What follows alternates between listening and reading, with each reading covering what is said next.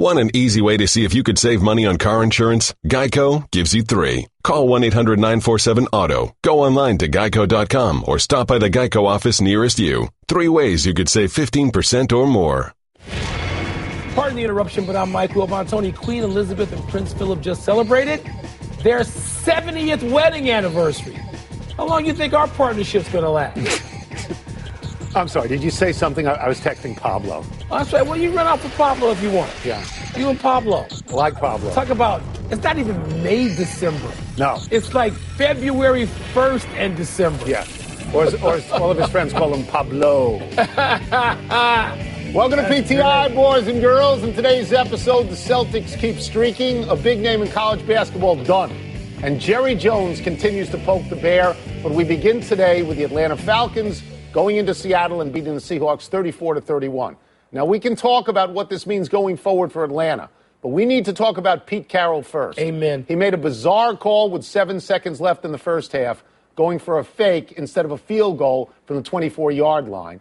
And he wasted a timeout with a dubious challenge in the fourth quarter, which ultimately made his game-tying field goal attempt from 52 yards out, and it fell short by about 2 yards. Wilbon, did Pete Carroll lose this game? Absolutely, yes. Now, don't get me wrong. Pete Carroll's place as a coach, as a great coach, is secure because Pete Carroll has made enough big decisions and gotten his team to produce and rallied teams and uplifted teams. Marshawn Lynch should have been carrying the ball. However, Pete Carroll has done some of the bonehead things in coaching history. Marshawn Lynch, a couple of years ago, to lose a Super Bowl, which would have been back-to-back. There was a couple of USC. And then last night, Tony, the great Pete Carroll, you're sitting there watching the game, and you're like, kick the field goal, keep narrow the margin. They're going to score in the second half. You're at home. You can't rely on your defense anymore because half of them are hurt. Yeah. The Hall of Famers are not even out there. What the hell was he doing? And the one with the booth replay, you got guys you employ. This is like John Fox. You asked me 2 weeks ago, is John Fox responsible? Hell yes, he's responsible because his guys let him down. Pete Carroll challenged something that is the dumbest challenge ever. Do I get to talk at some point? Okay, now you can. Okay, because you attacked the Buffalo guy yesterday, and now you're attacking Pete Carroll, which I understand. I have to tell you that when they went for the fake field goal, I sort of liked it. I mean, I thought it was... You liked it in your subversive way. I thought it was innovative. I thought it was creative. Stop. It was dumb. In hindsight, two things are true. It didn't particularly fool Atlanta, although it fooled me. It didn't fool Atlanta. And again, if you're going to lose a game by 3 points and those 3 aren't on the board, that means that when you talk about it the next day, it assumes a larger thing. But we knew this last night. They're done. Well, we agree Seattle is never. Probably because they've lost their 2 home games. Their defense. Russell Wilson, I thought if you got 25, you'd win. He was great. Yeah. He played as well in defeat as you can He played as well in victory as you could play. Can we talk about Atlanta? Because I don't think they're done. I think their schedule's hard. What's up with all the stupid NFL coaching moves? Hold on 1 second. What? Their schedule, the last 6 games are hard, but 5 of them are against division opponents, which means you can climb up and knock somebody else down. I think that's what you want. Atlanta should have lost 3 games, including last night, too. But they didn't. No, because it was stupidity. But they didn't. From the Seattle sideline. Let's talk ball, Tony. The Boston Celtics won their 16th straight last night in Dallas in OT. 2 things stood out. 1, the Celtics made their biggest fourth-quarter comeback of the year, their 3rd straight fourth-quarter comeback, this one from down 13. And 2, Kyrie Irving scored 47, 10 in OT. Now, in NBA history, 22 teams have had winning streaks of 16 or longer, and 12 of those teams reached the NBA Finals. So, Tony, do you see a dominant team taking shape in Boston? Dominant? No. Because they have, at the moment, 1 great player. And I think the dominant teams have 2 and 3 great players. If Kyrie Irving has a bad night, where do they go? That's when you feel the loss of Gordon Hayward, because he would be out there on this team. What I see is a very, very good defensive team. Real effort all the time. A really good coach. And my conclusion is that they're winning all these games now before it really counts in the way that I think it has to count. There was a streak like this a few years ago that Yao Ming started and Tracy McGrady was there for the whole thing in Houston. They won 22 in a row. if my memory serves Where'd me they correctly. finish? It was early. Yeah, it's and early. they couldn't get it back. That's you can't sustain it. Yeah. So the question becomes your intermediate questions. Can you zoom right and stay past Washington, who they had a nice little tussle with last year, and can you catch Cleveland? Those become the intermediate questions. But Tony, you don't seem to like Brown and Tatum. You don't seem to have any faith. You keep going to Gordon Hayward. Well, and I know Gordon Hayward was their prize offseason that's right. They acquisition. paid $1 billion for him, and he played Tony, 2 minutes. Sometimes guys emerge, and you seem reluctant at this point. Here's to what go I'll tell with you. them. Brown is in his second year. But Tatum, as good as he is, and he's long and he's athletic, he played maybe 30 games in college. That's right. So this is an 82-game schedule, and if you're good in the playoffs, it's another 20. He's going to hit a wall. So that's exactly what happens ultimately to rookies. So I think they build something for the future, and I think they look very good. And you know what does impress me? This is the second really good team that Danny Ainge has put together. Maybe he's Red Auerbach. Yeah, well, maybe that's where he learned. No, but he won a championship. He put together a big team. Danny's great. So maybe. By the way, maybe. Is Kyrie Irving the MVP right now? Right now, yeah. And what I wonder about is how much of this is the adrenaline caused by people like you and me saying, "What are you doing, kid? Why are you leaving LeBron James?" So I wonder. It's working out okay. Absolutely. Speaking of LeBron James currently leads the NBA in minutes played. Although he played only 27 minutes last night, LeBron is averaging 38 minutes a game. His coach, Tyronn Lue, says he is unconcerned. Lue says, quote, "I played with Michael Jordan when he was 39, played 37 minutes a night. Karl Malone was 37, played 38 minutes a night. Kareem Abdul-Jabbar, Magic Johnson, Kobe, everybody's built different. If you're one of the greats, sometimes you got to play, sometimes you get rest like tonight," unquote. Wilbon, should Ty Lue be more concerned about LeBron's minutes? No, I love Ty Lue. I love him. And Ty Lue is the only guy so far. I'm sure they all have their pushback in private moments. I like Lue because Lue, as we know, is small relative to the NBA, a small person. You mean physically? Physically. Yeah. And to be in the league as long as he's been in the league as a player and a coach, you have to be tough, mentally and physically tough. And he pushes back on LeBron sometimes. And he asks LeBron to play fewer minutes. LeBron during the game says, "No, never mind, I'm good." Well, maybe it's not good. So now Lue's gone another direction. He says, "Okay, fine. All these guys have played all these minutes, so don't tell me about your minutes. Don't want to hear about the minutes." I love T. Lue. Look, Tony, Wilt Chamberlain, as you know, once averaged 48 and a half minutes a night. There are guys, Allen Iverson played 42 a night. LeBron's not the first guy to play heavy minutes. You and I remember Wilt Chamberlain. We also remember, because we watched him, he went from foul line to foul line. He didn't have the kind of That's effort. true. Not like he didn't have the spend kind the of energy that LeBron He didn't dribble did. the ball up the court and do all the things about it. He didn't fly private either. Yeah, I don't want to compare people who Wayne. played 40 years ago with people who played now. That's like when people look at pitchers and they say nobody pitches complete games anymore, so they're not as good as the old pitchers. But nobody pitches complete games anymore. I want to talk about these minutes. Okay. Tyronn Lue can take LeBron James out, but LeBron James puts himself back in. He does. He's his own coach, know this. and he puts himself is back established. in. He's 32 years old, but in terms of minutes played, it's an ancient 32.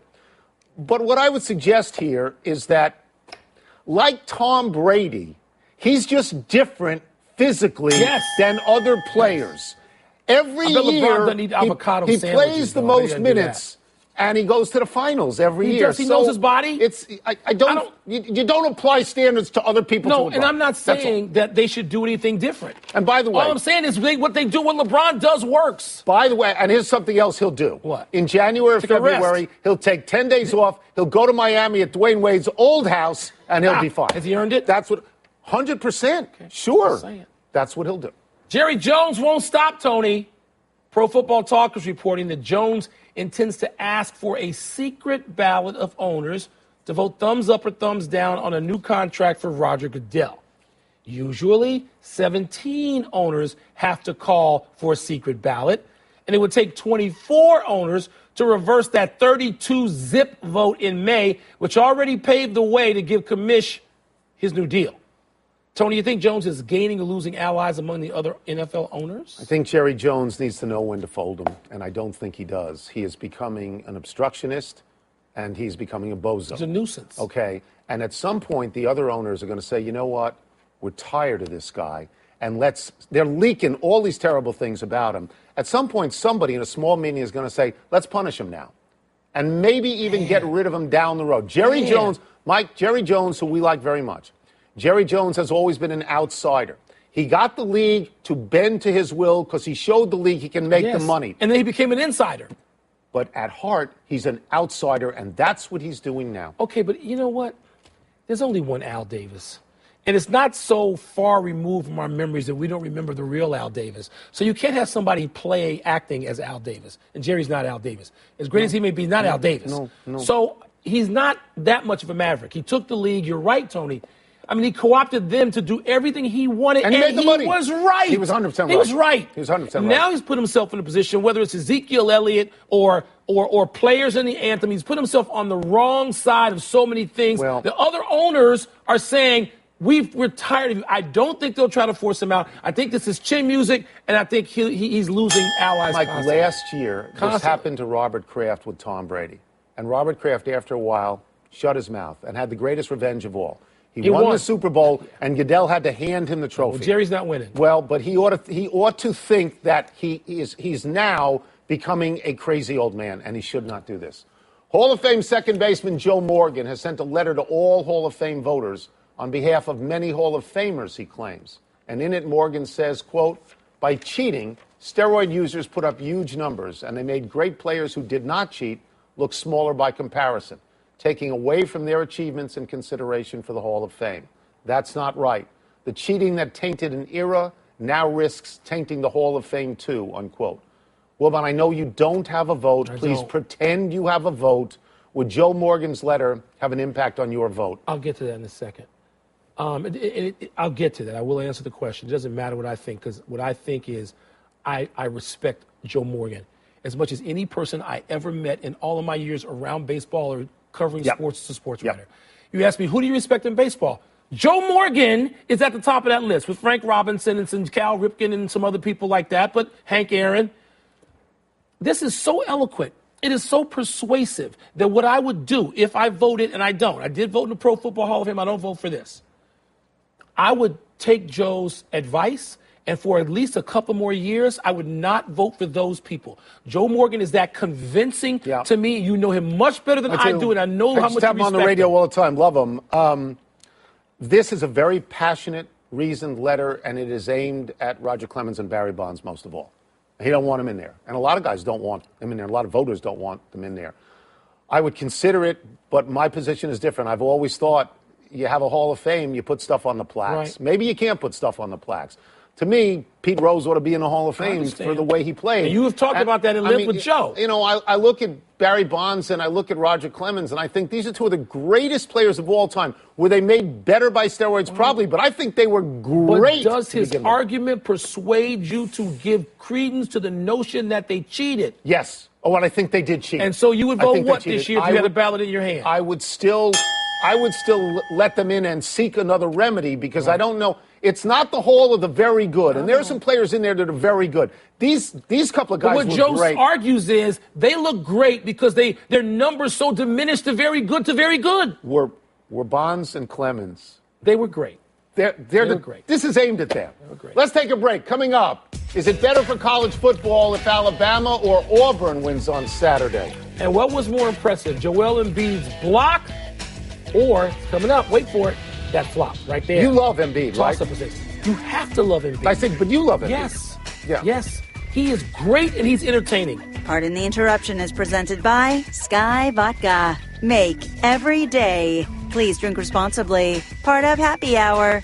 And in part by Domino's. Oh, yes, we did. Hey girl, have you done something new with your scales? Using new moisturizer? Nice. It really brings out the hazel in your eyes. Oh, hold on. Are you using whitening strips too? Your fangs look good, girl. Really good. A really charming snake charmer? Surprising. What's not surprising? How much you could save by switching to Geico. Wait, what? Have you been doing Pilates too? Geico. 15 minutes could save you 15% or more. Welcome back to Pardon the Interruption, presented by Sky Vodka, part of Happy Hour.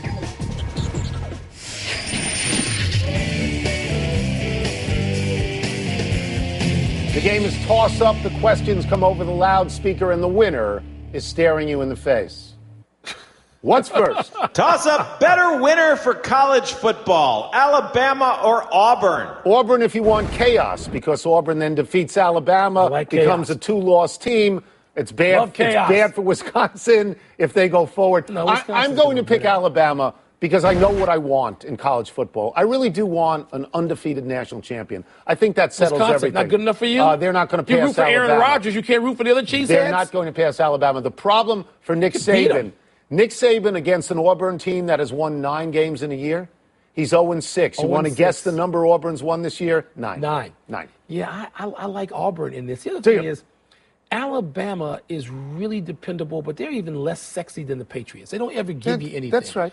Auburn occasionally gives you something, like, hello, Cam Newton. Yeah. Auburn can give you something. They give you Bo Jackson. Kick 6. They kick 6. They give you stuff every now and then. So I think it's Auburn, but I'm not going to argue against Alabama. I'd like to see Auburn, though. Next. Toss-up better spot for Chip Kelly, UCLA or Florida? Is there any school with an opening that is not interested in Chip Kelly at the moment? Here's how much the people at Florida want him. They flew to see him already in New Hampshire. Here's how much the people at UCLA want him. They fired a coach, and they created an opening. He knows the Pac-12 because of Oregon. I'm going to say Florida for this reason. Florida has had 2 different coaches in the last 20 years win the national championship. UCLA's only national championship was 1954. That's why you do it. You do it at UCLA because they want it and they can't get a whiff of it. And they're across town from SC, who they hate. They loathe them. And then Chip Kelly can get back at his old school. He can get back at the whole conference. Chip Kelly doesn't want to get back UCLA, at his old school. He left his old school. He didn't get back at him anyway. So you want him at UCLA? Yes, I want him at UCLA. Next. It's not the last one. Toss-up, better part of Joel Embiid's play, the block or the flop? The flop. Here, look. Flop was nothing. He blocks a shot, everybody flops, which is what he is paid to do. Look at that. He taunts his fallen opponent, which is what he likes to do.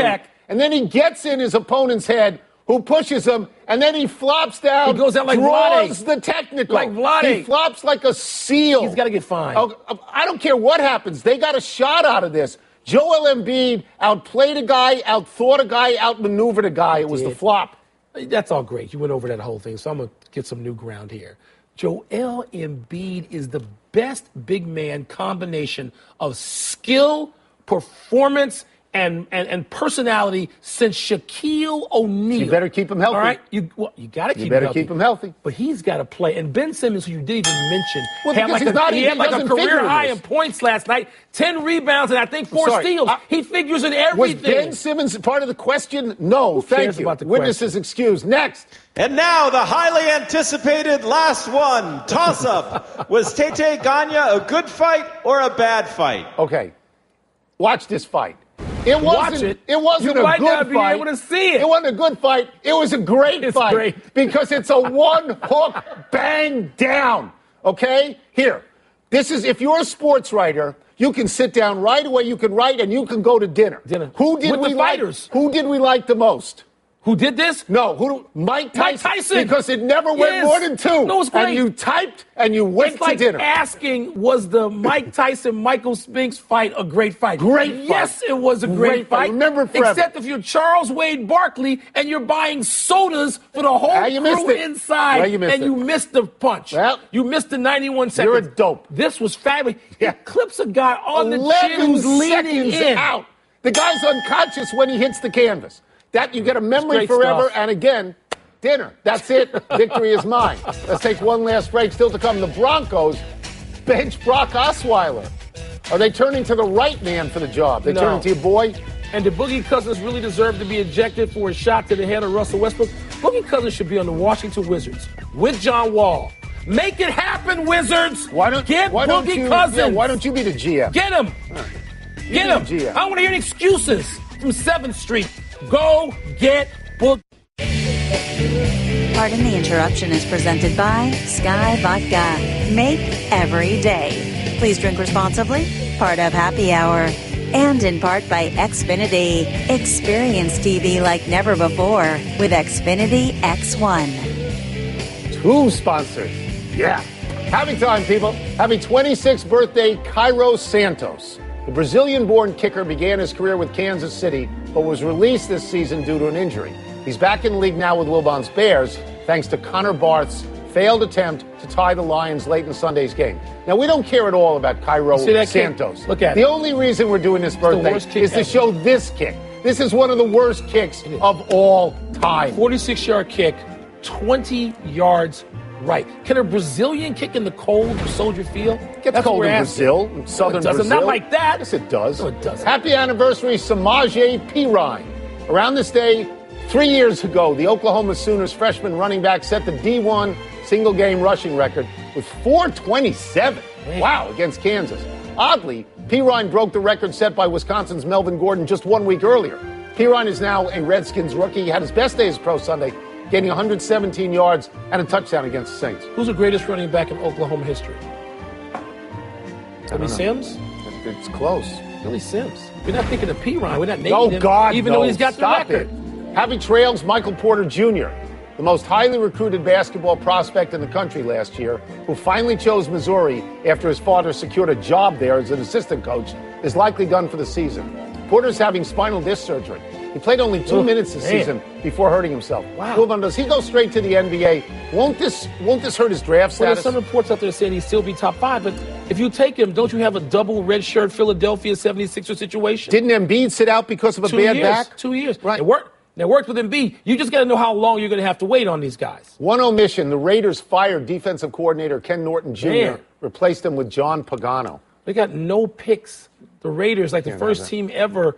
Adrian Peterson, by the way, ran at Oklahoma. But you're going Billy Sims over Adrian Peterson, aren't you? The Clippers have lost 9 straight. Is Doc Rivers in trouble?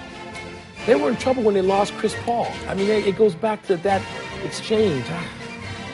The Broncos are going to start Paxton Lynch against the Raiders. Will that fix everything? No. The Broncos have 3 quarterbacks, which means they have no quarterbacks.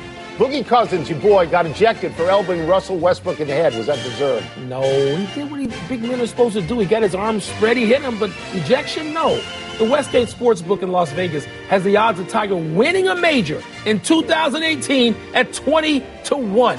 What? That's absurdly low. It should be at least 200-1. And yet, I will bet this. I'm sure you One will. NBA game tonight, Bulls at Lakers. Fantastic. Who you got? The NBA went too far. I know they want to get rid of 4 out of 5, but Bulls, Lakers only won. This ain't 1991. We're out of time. Try and do better than next time. I'm Tony Kornheiser. I'm Mike Wilbon. Same time tomorrow, Knuckleheads. You can get the podcast on the app or Apple Podcast. Triple-double for Congratulations, Steve and Angela, twin girls, Abby and Alani. Shout out. Congrats. PTI.